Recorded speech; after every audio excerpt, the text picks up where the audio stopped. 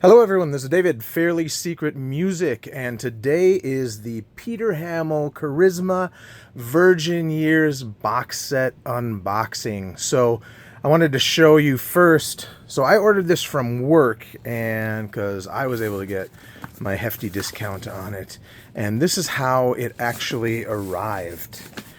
Like this. So I don't know how other people are getting it from, like, say, Wayside or Laser CD, but that's how they took it out of the box, and they're like, we didn't know if you wanted that box. And I was like, yeah, I do, because I have to still bring it home. So first thing, because I've been reading a lot on progressive ears, and I just wanted to show that it is barely, whoops, but just a little bit bigger than the Vandergraaf box set. I would say maybe a fourth of an inch at the most, something like that. But size-wise, I don't know if you can see this. Let me kind of turn this up a bit. That's where they stand. All right, let's bring this back down to the good view, and we will get rid of this Vandergraaf box set, because this is not about Vandergraaf. This is about PH and all of his glory. So you get a super deluxe box set comprising of 18 CDs and 2 multi-region Blu-ray discs containing all 13 albums released by the legendary and influential artist, originally released by Charisma and Virgin Records between 1971 and 86. And then it shows you, so, fun hype sticker. Luckily the back isn't a hype sticker too. You get, let me see if I can... I was listening to Patience today, so I got that fourth song in my head right now. I'm gonna zoom in a smidge. So you get Fool's Mate, Chameleon in Shadow, Silent Corner and Empty Stage, Live Recording 74, In Camera, Nadir's Big Chance, Over, one of my favorites, Future Now, which I'm very excited to hear the mix on that, the remix, Live in Kansas City 78, 2 discs, PH7, again, really excited to hear the remix on that, Black Box, Sitting Targets, one of the best later eras, especially the song Sign, Love Songs, which, question, that's just kind of like a greatest hits. I know everybody has it and or should have it, but it does have some B-sides and stuff. And I have all the 2006 remasters. Skin, another great later one, and As Close to This, or as and close as this. It shouldn't have that as between and close, so it's and close as this. Too Many of My Yesterdays is one of my favorite Peter Hammill songs of all time. And then you get disc 17 is Future Now remix. 18 is the remix of PH7. Blu-ray disc Future Now and PH7 in surround sound, which is awesome. And video vaults with In the End, German Overalls, The Lie, Forsaken Gardens, A Louse Is Not a Home, Energy Vampires, My Room Waiting for Wonderland, and Tint a Gel. Anyway, all right, so let me back up this again. I wish I had something that kind of propped it up a little, that didn't look stupid. Bear with for just 1 second. I will create that.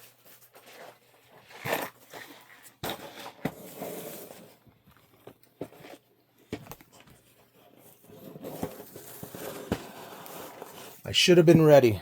I should have been ready, people. Boom. There we go. That helps quite a bit. Let me adjust this camera a bit and then bring it out. Smidge. All right. So 5 minutes in, and I'm already I'm ready to finally take the plastic off, which I am very nervous about because I don't know where my knife is.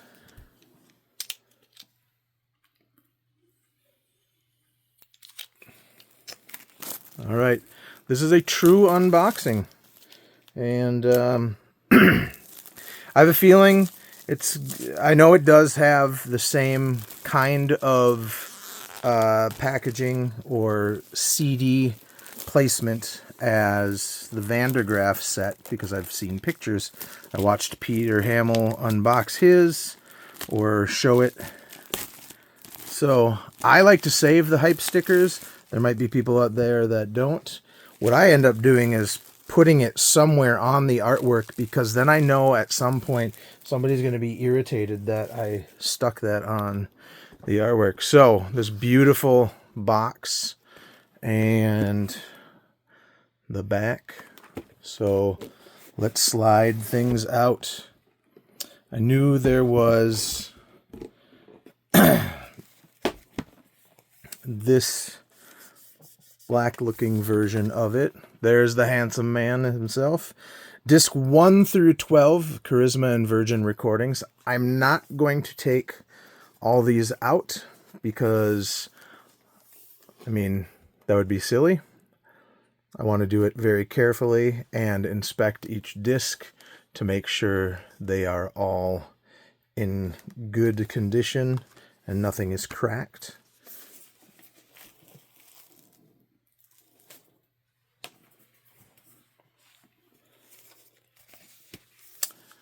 This is discs 13 through 20. So here is my number one complaint about these box sets. Why aren't all the CDs? I would have paid an extra $20 to have all the CDs come in little sleeves like this. You had room, you know, and you can easily slide them in and out without ever worrying about any damage to them. But for some reason, whatever company is doing this, Virgin, decided this is a wise version of doing that. And the problem is, I don't know if you're going to be able to see this, but where the CD is in the tray right here, it starts getting like a mark across there. It probably won't ever affect play. I tried putting them in half. What I'll do is kind of stretch these out a little bit without ripping them. So it's a little easier to put them in and out. And I won't slide them in exactly all the way, so they're not super tight. I tried to put the half case or the round bottom CD plastics in there, but it made that line on them even more so, because then the plastic, which I don't know is really made for CDs to be smushed up against it quite as much. These are kind of nice because they do have like a tendency to just like kind of clip in, kind of like the other box set that I did recently. I can't remember what that was, but it kind of has like a little where it kind of, you slid it in and it went clip, you know.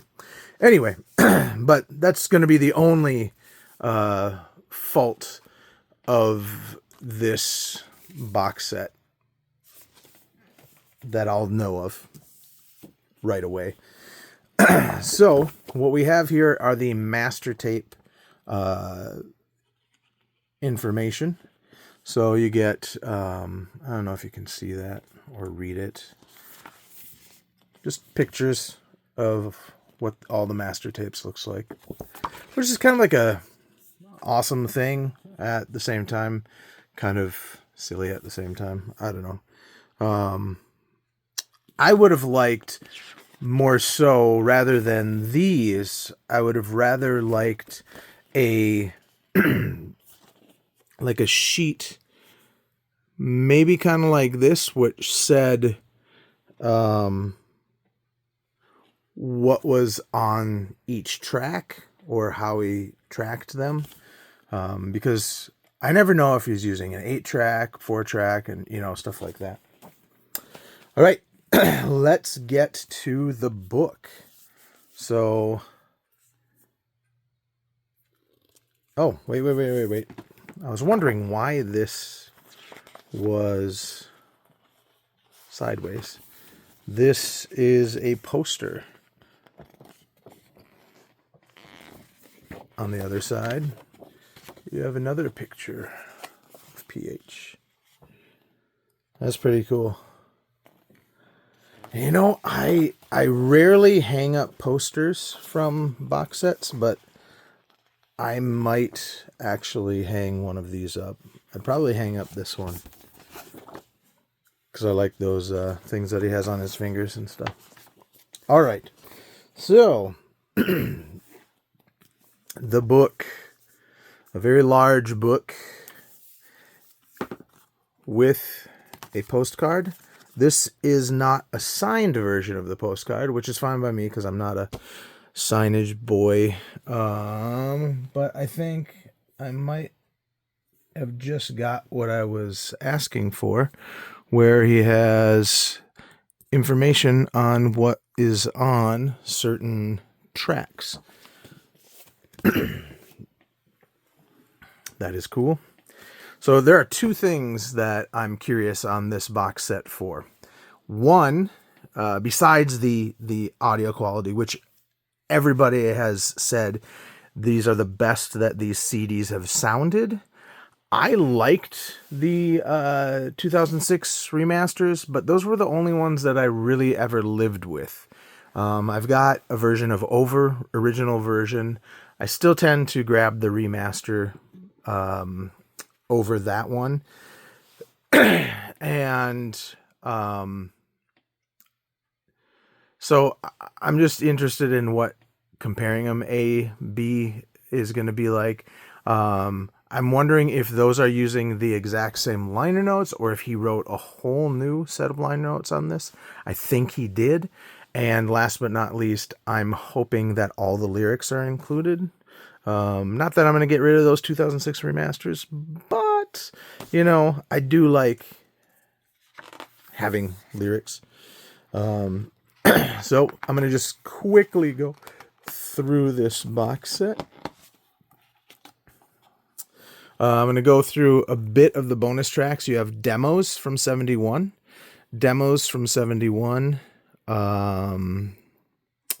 Bonus tracks on In Camera are, well, you guys can look that shit up. Nadir's Big Chance does not have bonus tracks. Bonus tracks on Over. Future Now doesn't have any bonus tracks on there. Live in Kansas City. I've heard parts of this, but I've never really listened to the whole thing. And I've heard that this is probably the best version out there. I would hope so. PH7 has some bonus tracks. Black Box, none. Sitting Targets, none. Love Songs has one bonus track, which is a Just Good Friends instrumental. Skin has one bonus track. As Close as This, that shouldn't be there. It's just and close, as close as this, and close as this, I think. Yeah, I think that this first as should be taken out. The Future Now does not have bonus tracks. Oh, that's the remaster or remix. Future Now, PH7, and Video Vaults. Okay, now I'm going to move on. Sorry. That was quite a bit. So it looks like, let me see if he gives a date. He doesn't give a date on it, but It looks like these are different liner notes than the 2006 ones. So that is cool. Chameleon in the shadow of night. Lots of photos. Oh, what? There we go. I did not think they were gonna have lyrics. Let me see. Are there lyrics for the first album? Did I skip a page? No. There aren't lyrics for the first album. So I would always have to keep the first album.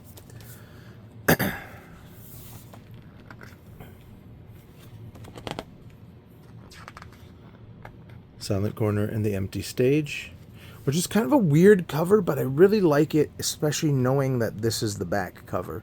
Like, I kind of wish this was the album cover and that the album cover was the back, because I really like that image. I think it's cool. It makes more sense to me having him in the corner, but neither here nor there. We got lyrics. Nope. Also, if you're watching this, I always recommend everybody to watch my videos at double speed because they are faster and more enjoyable. When I have to rewatch things to kind of figure out what I've done before, or if I'm just checking it to see if I like the video, because I never do any edits, I always watch it at double speed. And sometimes, if you're listening on headphones, you might notice that I'm in stereo, which is kind of cool, especially we're talking music. So, Over, probably my favorite Peter Hammill solo album of the 70s. I love every song on it.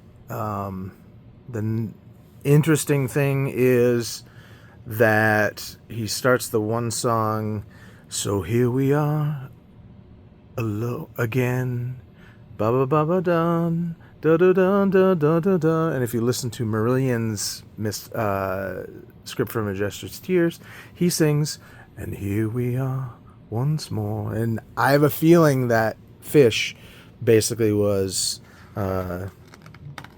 nodding his respect for Peter Hammill, especially considering the next album had Over and Fool's Mate on the back cover of Fugazi. Just a little bit of information that I've probably shared one too many times. So yeah, we're getting, this is exactly, except for, some things not having lyrics, this is exactly what I want in a box set. Hopefully you do too. You can get this, I believe Laser CD has it now, Wayside Music, Burning Shed. You can even order, I think, from Amazon, but I would not order it from them unless you absolutely have to. Do Wayside or Wayside or Laser CD in the US, Burning Shed in the UK or Europe. You're probably going to get it faster too. Nice thing with Laser CD is it'll count towards quite a lot of points for you, and they do have a point system. Like I said before, because these albums are so stripped down, I mean, it's David Jackson, Graham Smith, Peter Hammill, not a lot of instrumentation on Future Now or on PH7. Same lineup, basically. There might be extra people, but for on Future Now, there's not a lot.